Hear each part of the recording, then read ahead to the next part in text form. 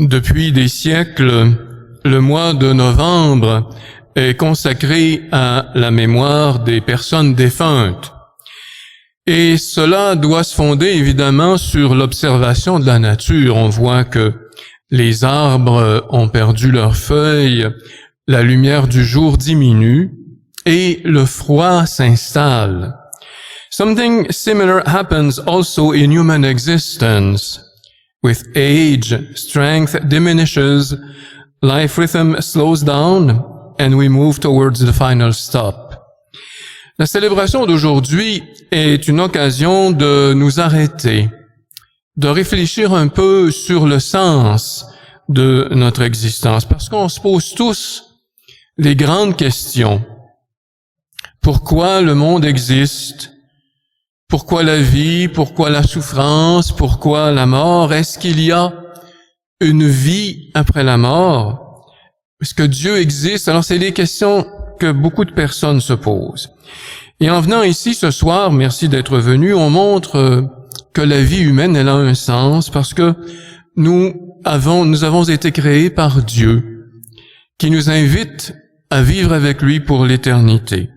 Et chaque fois qu'on dit « Je crois en Dieu » à la messe ou quand on commence le chapelet, on se rappelle, je voudrais rappeler deux éléments importants du credo. Bon, ils sont tous importants, mais deux ce soir que je voudrais rappeler. The first article of the creed says, I believe in God.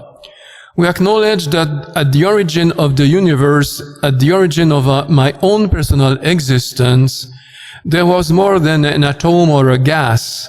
There was a personal, a powerful, an intelligent and loving being whom we call God. And the last article of the creed proclaims life everlasting. The human life that we know with its moments of happiness and its times of difficulties does not end in the darkness of the tomb, but opens to something else.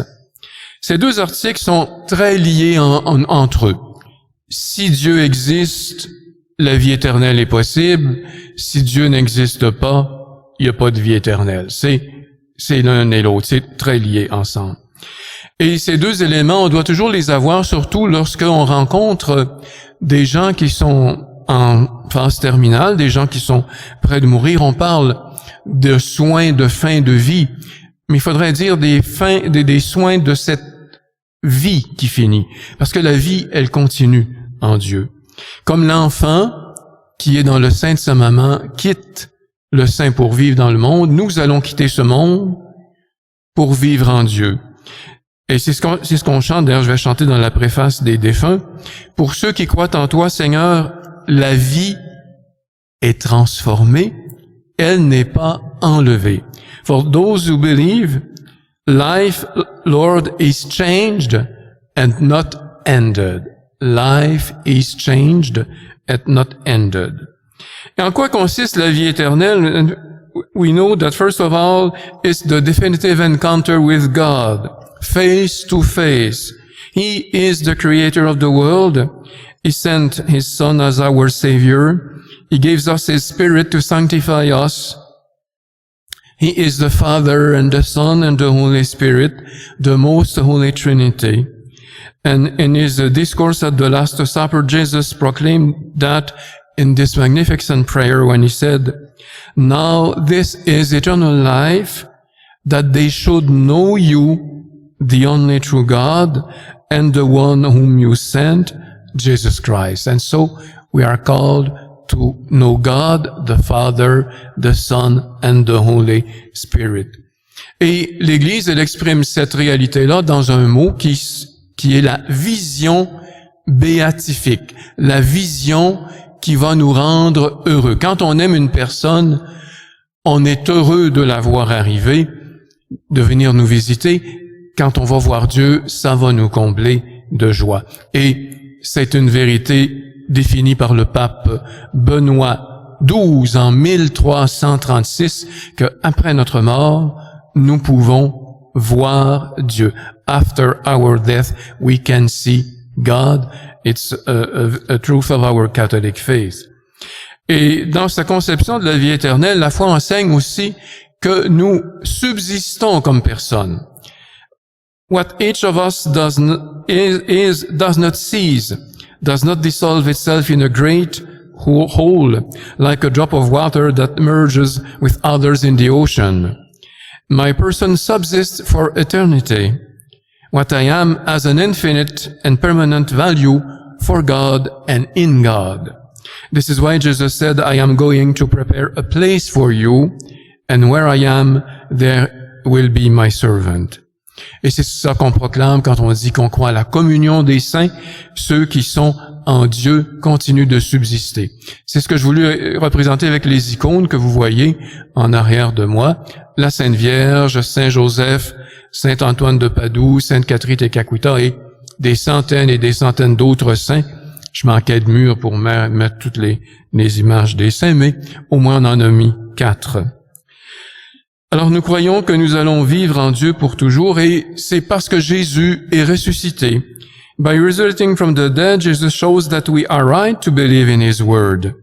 His resurrection confirms the truth of His words. And St. Paul describes that very well in the second reading that we heard a few minutes ago. All die in Adam, so all will be made alive in Christ, but each in order. Christ, the first fruits, and then at His coming, those who belong to Christ. Christ is the first risen, the Blessed Virgin is with Him, and we are called to be with Him, with them for eternity. Et la vie de Jésus ressuscité, elle a commencé en nous par le baptême, et elle grandit à chaque fois que nous recevons, en particulier le sacrement de l'Eucharistie ou le sacrement de la réconciliation. And Jesus uses the beautiful image of the grain of wheat, which sprouts and grows.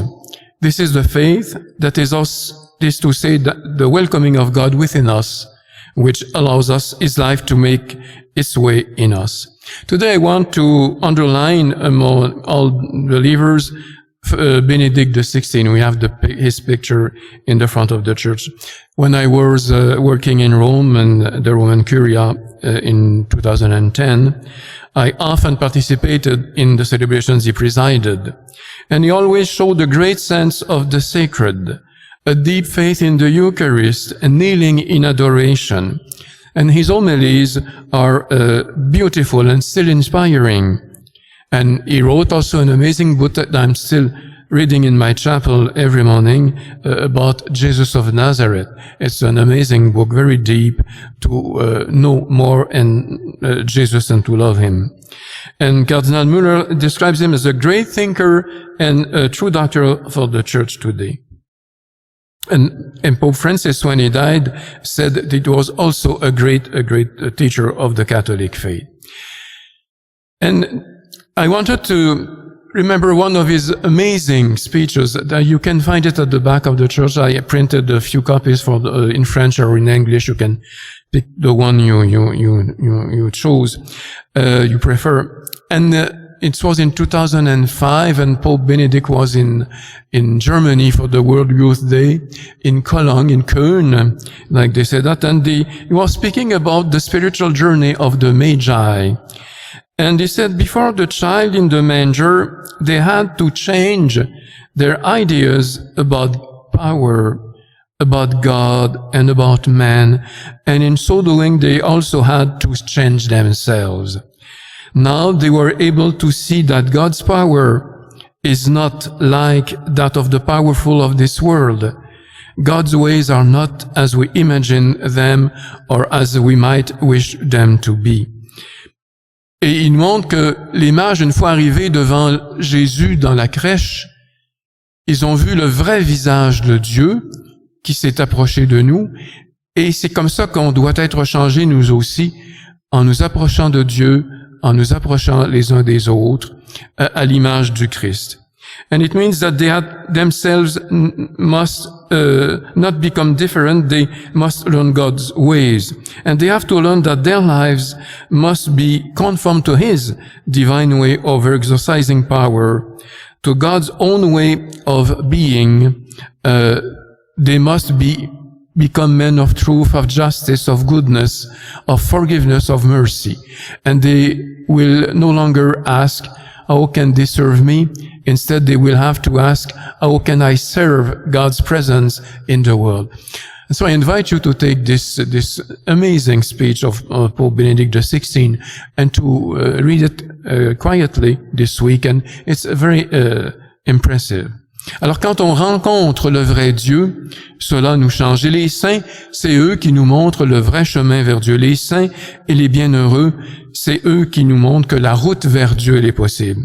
Only from the saints, only from God does true revolution come, the definitive way to change the world. With the saints, we bring something positive in the world. And so tonight we are invited to pray for Pope Benedict XVI and also for our bishops, priests and deacons of the diocese. Ils ont annoncé la parole de Dieu, son projet de nous faire participer à la vie divine. Ils nous ont transmis la vie du Christ par les sacrements, and they work to build the body of Christ so that the faithful care about each other and live as brothers and sisters in Christ. And let us give thanks to God for the ministry they have exercised, and let us give thanks for the good example they gave, and let us ask God to forgive their weaknesses, their failures, and our intercession helps those who are still in the state of purification in purgatory. Alors j'invite maintenant notre chancelier à venir nous rappeler les noms des prêtres, des diacres et des évêques du diocèse de Timmins.